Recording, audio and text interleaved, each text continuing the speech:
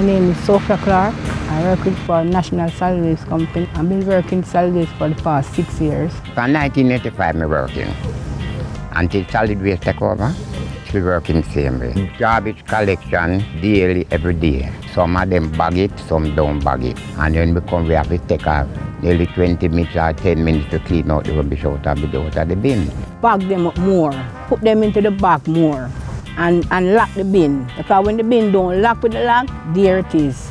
That like Jamaica, it look more better, keep Jamaica clean, make it nice. Everything make all the garbage man them feel look more better. Now that Jamaica, please don't do it.